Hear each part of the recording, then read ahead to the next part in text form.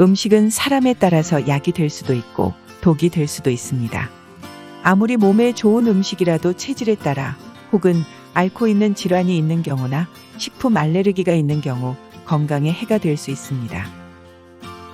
따라서 특정 음식에 대해 이상 반응이 있다면 섭취를 피하는 게 좋습니다.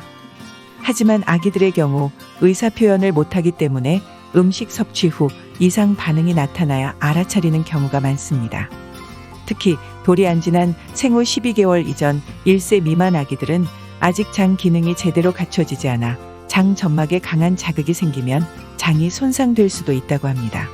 그래서 오늘은 돌 전 아기가 피해야 할 음식에 대해 몇 가지 알려드리려고 합니다. 첫 번째로 계란입니다.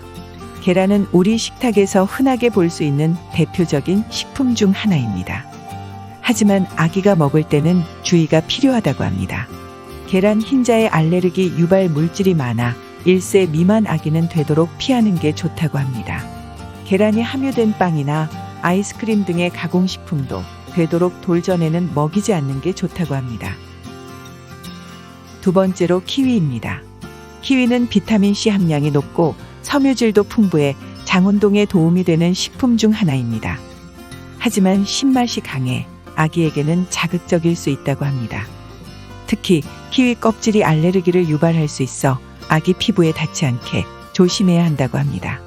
돌이 지난 뒤에 키위를 먹일 때도 신맛이 적은 골드 키위를 먹이다가 그린 키위로 넘어가는 게 좋고, 만약 키위를 먹은 뒤에 혀나 입술이 붓는다면 키위 알레르기를 의심해 봐야 합니다.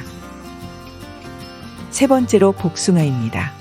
복숭아는 알레르기를 쉽게 유발하는 과일 중 하나입니다.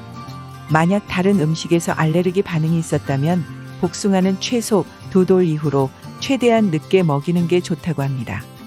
또한 처음 먹을 때는 복숭아를 갈아서 소량만 먹여보고 이상 반응이 있는지부터 살펴보시는 게 좋습니다.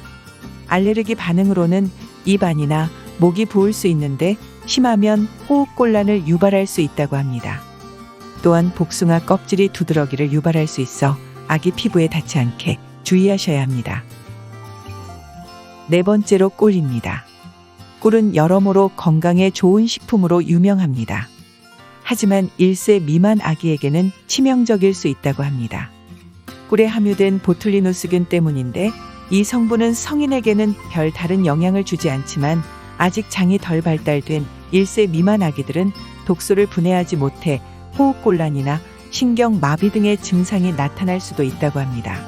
실제로 일본에서 생후 5개월 된 아기에게 꿀을 섞은 이유식을 한 달가량 먹였는데 아기가 사망한 일이 있다고 합니다.